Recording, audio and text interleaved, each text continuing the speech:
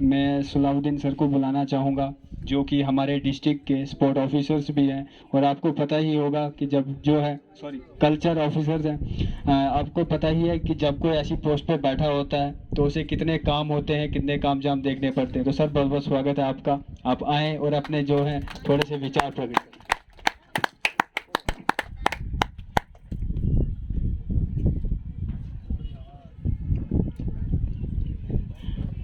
आदाब, यहाँ पे बैठे जितने भी यहाँ मौजूद हजरात बैठे हैं, यहाँ स्टूडेंट्स हैं, छोटे बच्चे हैं अभी कुछ।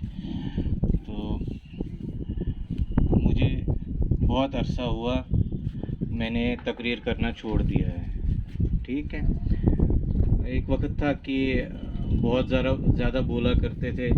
स्टेज पे तो अलग बात है, ऐसे भी बहुत बोला करते थे। इतना बोलते थे कि लोग भाग जाते थे, कहते थे इनसे मिलना ही नहीं है, ये छूटते नहीं है, इतनी बातें करते हैं। लेकिन वक्त के साथ साथ थोड़ा इंसान में बदलाव भी आता है।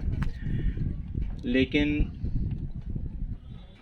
जो जज्बात आपके अंदर रहे होते हैं, आपके बचपन में, आपके तालिब इल्मी के ज़माने में, जो आपकी एक आइडियालॉजी बनी होती है, जिसमें आपने काम किया होता है, वो कभी ख़त्म नहीं होती। और मैं मानता हूँ, मैं समझता हूँ कि इंसान सही मायनों में वही एक डिसिप्लिन्ड पर्सनैलिटी है जो अपनी आइडियालॉजी को न बदले वक्त के साथ। आज मुझे पंकज जी ने, हम मिलते रहते हैं।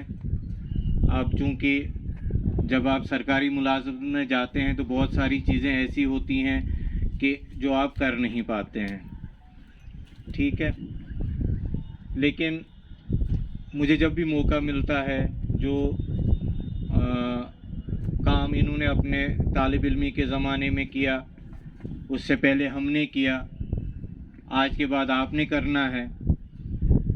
तो मुझे जब भी मौका मिलता है तो मैं इनसे मिलता हूँ, इनको बुलाता हूँ, बैठते हैं, बात करते हैं।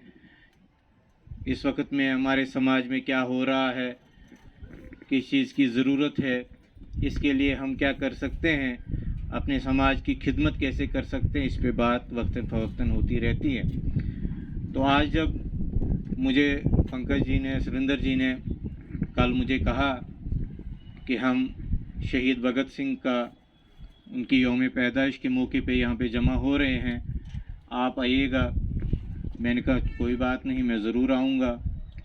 मुझे बहुत खुशी होती है जब ऐसे लोग, ऐसे इज्तिमात होते हैं जहाँ पे आपको मालूम है आपको कुछ मिलने वाला नहीं है, आपके लिए यहाँ पे कोई मॉनेटरी बेनिफिट्स नहीं है, ये कोई सियासी रैली नहीं है कि आपसे कोई लीडर खुश हो जाएगा, आपको ठेका मिलेगा, आप वहाँ से पैसा कमाएंगे, आपको सरकारी नौकरी मिलेगी, आप किसी अफसर की गुड बुक्स में आएंगे, आप किसी सियासतदान की गुड बुक्स में आएंगे। ऐसा कुछ नहीं है, फिर भी आप जमा होते हैं। इसका मतलब ये है कि आपको सही मायनों में इस समाज के साथ मोहब्बत है, इस मुल्क के साथ मोहब्बत है। आप चाहते हैं कि हमारा मुल्क, हमारा समाज तरक्की करे, हम इसके लिए सोचें और बिना किसी फ़ायदे के सोचें। अभी बात हो रही थी, सच बात है, अभी मैं अगर इस बच्चे को कहूँगा बेटा आपका हीरो कौन है, सबसे बेस्ट हीरो कौन आपको लगता है, ये बोलेगा अक्षय कुमार, या बोलेगा शाहरुख खान, या बोलेगा आमिर खान। इसमें इसकी गलती नहीं है, इसको वही दिखाया गया है, ये क्यों गलत मानेगा उस चीज़ को। और जब ये फिल्म देखता है ये खुश हो जाता है। इंसान को क्या चाहिए? खुशी, चाहे वो 2 पल की हो। कभी आपने कोई इंसान देखा जो फिल्म देख के मायूस होके निकला हो थिएटर से? आपने फिल्म देखी है? अब तो घरों में ही थिएटर है?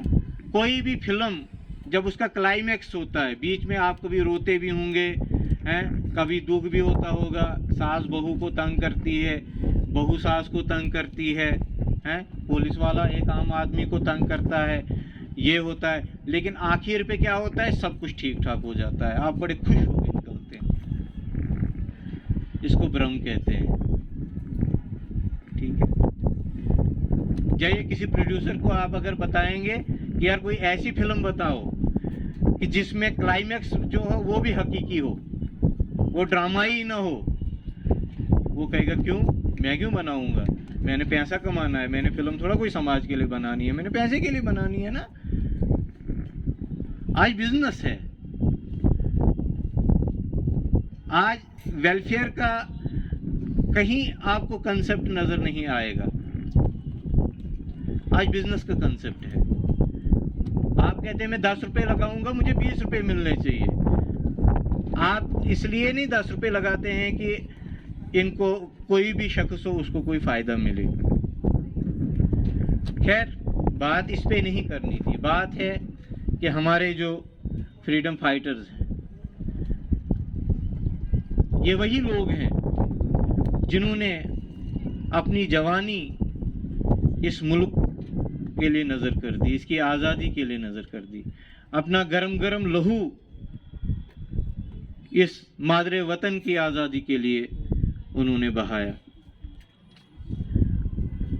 उनके सामने ये चीज़ नहीं थी, वो इसलिए जेल नहीं जा रहे थे कि जेल से निकलेंगे तो फिर एमएलए बनेंगे, एमपी बनेंगे, मिनिस्टर बनेंगे, प्राइम मिनिस्टर बनेंगे, लेकिन फिर भी उन्होंने लड़ा। किसके लिए लड़ा? हमारे लिए लड़ा। जो आने वाली, उन्होंने कहा अगर हम जाएंगे भी, भगत सिंह जी 23 या 24 साल की उम्र में शहादत पाई उन्होंने, उनको फांसी पे लटकाया गया, इतनी उम्र पड़ी थी अगर और जिंदा रहते, लेकिन उन्होंने अपने लिए नहीं जीना था। उन्होंने कहा कोई बात नहीं, अगर मेरी ज़िंदगी ख़त्म होती है लेकिन आने वाले जो हमारी नस्ल होगी वो तो आज़ाद रहेंगे। ये बेलौस जो खिदमत होती है उसको याद रखा जाता है। और इसमें बहुत सारे सबक हैं। एक सबक इसमें यह भी है कि जो इंसान अच्छा करता है, जो इंसान बिना किसी फ़ायदे के काम करता है, दूसरों के लिए अपनी जान देता है, अपनी शहादत देता है, अगर कोई कितना भी चाहे उसको तारीख से कभी मिटाया नहीं जा सकता। अंग्रेज़ों ने सोचा था हम भगत सिंह को रात के अंधेरे में शहीद करके, उसकी लाश को जला के, उसको पानी में बहा के हम इसका नामो निशान मिटाएंगे। अंग्रेज़ों का नामो निशान मिट गया, भगत सिंह का नाम अभी भी जिंदा है और आने वाले वक्त में भी जिंदा रहेगा। वो क्यों? क्योंकि उसकी कुर्बानी अपने लिए नहीं थी बल्कि अपने समाज के लिए, अपने मुल्क के लिए थी। बहादुर शाह जफर 1857 में जब पहली जंग आज़ादी का बिगुल बजा, सब लोग, हिंदू मुसलमान सब लोग जमा हो गए। उन्होंने बहादुर शाह जफर को बोला कि आप हमारी क़यादत करेंगे। उसने कहा ठीक है। एक 80 साल का बूढ़ा है, जब जमा हुए, जब तहरीक को कुचला गया, बड़ी बेदर्दी से कुचला गया, लाखों लोग शहीद हुए, तोपों के साथ बांध के उनको उड़ाया गया। कहते हैं जामा मस्जिद से लेके लाल किले तक एक रात में पता नहीं कितने हजार लोगों को दरख्तों के साथ फांसी दे दी गई थी। और भी बहुत सारी चीज़ें हैं। मैं कहता हूं कि जो लोग अपने मुल्क के लिए लड़ते हैं, अपने मुल्क के लिए शहादत देते हैं, उनको तारीख कैसे जिंदा रखती है। बहादुर शाह जफर, जब उसको रंगून में भेजा गया, जब उसकी मौत हुई, उसको दफनाया गया, 1882 में उसकी मौत हुई और उसको फौजी छावनी के अंदर एक जगह दफनाया गया और किसी को मालूम नहीं था कि वो जो है उसको कहाँ दफनाया गया। लेकिन देखिए 1991 में वहाँ पे एक ड्रेन बनाई जा रही थी और वहाँ पे एक चबूतरा सा निकला। बाद में पता चला वो बहादुर शाह जफर की कब्र थी और आज वहाँ पे मकबरा है और लोग वहाँ पे जाते हैं। कैसे? तो ये चीज़ें हैं। अदरवाइज आपने देखा होगा बड़े बड़े टाटा, बिरला, आपको पता है सबसे पहले टाटा कंपनी का मालिक कौन था? पता है किसी को? है किसी को पता? नहीं ना है पता। भगत सिंह का पता है, राजगुरु का पता है, सुखदेव का पता है। वो गरीब लोग थे लेकिन फिर भी पता है। क्यों पता है? क्योंकि वो समाज के लिए जान देने वाले थे, अपने मुल्क के लिए जान देने वाले थे। ये जो आज़ादी हमें मिली है, सच कहा पंकज जी ने कहा, सुलेंद्र जी ने कहा, या जो भी यहाँ पे बच्चे आए, दूसरे लोग आए, ये एक सिंबॉलिक है। भगत सिंह जी एक सिंबल है, राजगुरु एक सिंबल है, बहादुर शाह जफर एक सिंबल है, मौलाना अबुल कलाम आज़ाद सिंबल है, गांधी जी सिंबल हैं। करोड़ों लोगों ने कुर्बानियां दी हैं, लाखों लोगों ने शहादतें पेश की होंगी, क्या क्या नहीं किया लोगों ने, लेकिन उन्हें हम जानते नहीं हैं। बहुत सारे लोग अनसंग हीरोज होते हैं, उसका मतलब ये नहीं उन्होंने कुर्बानियां नहीं दी हैं। ये जो दिन होते हैं, ये मनाने का मकसद यही होता है कि हमें पता चले कि ये जो हम इस वक्त ऐश व इशरत की ज़िंदगी गुजार रहे हैं, ये किन की बदौलत है। ये उन शहीदों की जूती की नोक की बदौलत है जो हम इस वक्त अच्छी तरह बैठते हैं, हम बात कर सकते हैं, हम अपने रिलीजियस बिलीफ्स को आप एंजॉय कर रहे हैं। ये तो तब जाके है ना जब उन्होंने हमारे लिए जाने दी और फिर यहाँ पे जो है ये सब हुआ। तो कहने का मतलब ये है कि हमें जो हकीकी हीरो हैं उनकी फिल्में देखनी चाहिए, उनके बारे में पढ़ना चाहिए। मैं कल पंकज जी से भी बात कर रहा था, मुझे लगता है कि हमें एक लाइब्रेरी की ज़रूरत है जिसमें सिर्फ और सिर्फ फ्रीडम फाइटर्स के मुतालिक जो लिटरेचर है वो होना चाहिए, उनके हाथों से लिखी हुई किताबें होनी चाहिए, उनके बारे में लिखी हुई किताबें होनी चाहिए, ताकि हमें पता चले कि सच में हीरो हमारे वही हैं। और दूसरी चीज़ ये है, इस वक्त भी हमें क्यों ज़रूरत है? हम तो अब आज़ाद हो चुके हैं, अब क्यों कौन सा इनकलाब चाहिए, अब कौन सी आज़ादी चाहिए? लेकिन बात इस तरह से है, आज़ाद तो हो गए, लेकिन देखना ये है क्या हम जहनी तौर से भी आज़ाद हो चुके हैं? क्या हमारे मुल्क से करप्शन ख़त्म हो चुकी है? क्या छूत छात की बीमारी ख़त्म हो चुकी है? रीजनलिज्म ख़त्म हो चुका है? फिरका परस्ती ख़त्म हो चुकी है? इस चीज़ से आज़ादी की ज़रूरत है। आज भी हमारी बेटियां, हमारी बहनें जो हैं जहेज़ की नज़र हो रही हैं, इससे आज़ादी की ज़रूरत है। यहाँ पे इनकलाब की ज़रूरत है, इसके लिए लड़ना है। इसके लिए आपने, ख़ास करके जब मैं पढ़ता था, मैं कॉलेज में स्टूडेंट प्रेसिडेंट था या और कुछ थे, बहुत सारे लोग कहते थे बच्चों आप करो, आप कर सकते हो। मैं कहता था ये शायद खुद डरते हैं, हमें आगे लगा रहे हैं। लेकिन हकीकत में, क्योंकि इस उम्र में आपको जिम्मेदारियां नहीं होती हैं, ना आप मुलाजिम होते हैं, ना आपकी शादी हुई होती है, ना आपके बच्चे होते हैं। इस वक्त अगर मैं बात कर रहा हूँ, मैं 10 चीज़ें सोच के बात करूँगा कि जो थोड़ा सा बैलेंस रहे, क्योंकि ऐसा ही होता है। तो आप जो हैं, आप बढ़ सकते हैं आगे, आप कुछ समाज के लिए कर सकते हैं और आपने करना है। आप नहीं करेंगे फिर कौन करेगा? तो मैं आज लाइब्रेरी की बात कर रहा था, होना चाहिए। मैं सबसे पहले मैं कहता हूँ अगर आप लाइब्रेरी खोलते हैं, जो भी आपको ज़रूरत होगी उसके लिए जितना मैं कर सकूँगा, मैं सुलेंद्र को कहता हूँ आप कीजिए। आप लाइब्रेरी का जो भी आप प्रपोज़ल बनाते हैं आप बनाइए, जो हमारे लायक होगा हम उसके लिए करने के लिए तैयार हैं। तो मैं आपको यहाँ पे आप लोग, और ये बात याद रखना, इस चीज़ से डिस्करेज नहीं होना होता है कि कितने लोग जमा हैं, बात नहीं होती है। देखना ये होता है कि जो लोग जमा हुए हैं वो कितने डेडिकेटेड हैं। ठीक है, मैं 10,000 रुपये खर्च करके 200 रुपये किसी को दूंगा, 10,000 रुपये में 50 लोग आएंगे बैठेंगे, लेकिन उनको फ़ायदा कुछ नहीं है। बात है कि आप में डेडिकेशन कितनी है। वो लोग होने चाहिए जो डेडिकेटेड हों, जो काम करने की सलाहियत रखते हों, और सबसे बड़ी चीज़ जो अहम चीज़ जो हमारे मुल्क को ज़रूरत है और हर वक्त में रही है और इस वक्त में ज़रूरत है और आगे भी वक्त में ज़रूरत होगी, वो है अनेकता में एकता।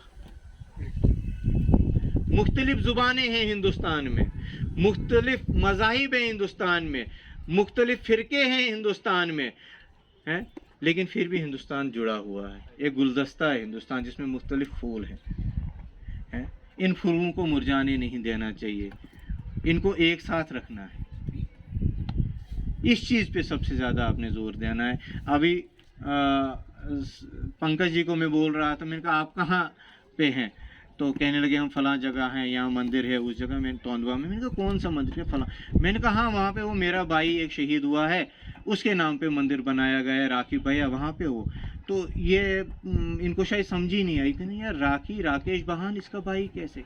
लेकिन हाँ वो मेरा भाई था, हम एक साथ में रहते थे। ये इस हिंदुस्तान की ये खूबसूरती है, हम लोग एक साथ हैं। बहुत सारे लोग, और याद रखो, मैं आपको एक बात कहूँगा, इंटरेक्शन रखो डिफरेंट कम्युनिटीज़ के साथ, मुख्तलिफ इलाकों के लोगों के साथ। सिर्फ सुनी सुनाई बातों पे यकीन मत करो। जब मैं बाहर जाता था एनएसएस की तरफ से, हिंदुस्तान में बहुत सारी जगहों पे मौका मिला जाने का, तो वो जब देखते थे आप कहाँ रहते हो, जम्मू कश्मीर। अच्छा जम्मू कश्मीर, तो वहाँ पे सब ठीक है? मैं कहा हाँ जी ठीक है। तो वहाँ पे फायरिंग होती है रोज़? नहीं होती है। अच्छा नहीं होती है, उनके कंसेप्ट अलग है, मुझे गुजरात का कंसेप्ट अलग होगा।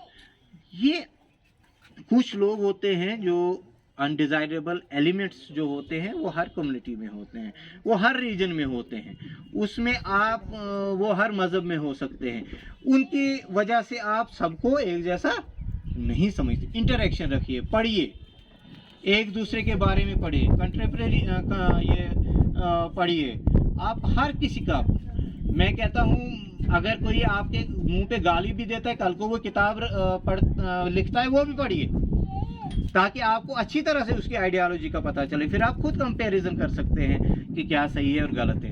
और लेकिन मैं समझता हूँ, खास करके मज़ाहिब की बात करेंगे, किसी भी मज़हब की किताब में कहीं भी ये नहीं लिखा होगा आप एक दूसरे से नफरत करो। जाओ देख लो, हालांकि मैंने सारी नहीं पढ़ी है, लेकिन देख लो, कभी नहीं।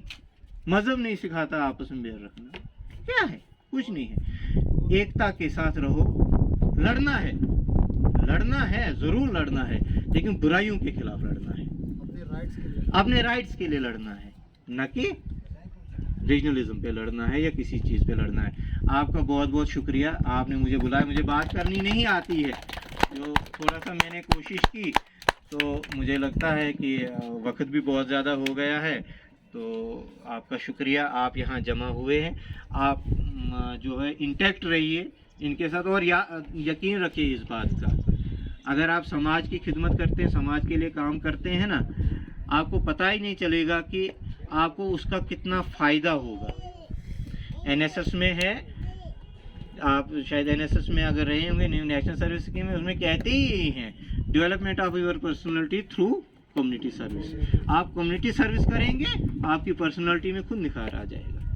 तो शुक्रिया, अगर मुझसे कोई गलती हुई होगी तो माफ़ कीजिए।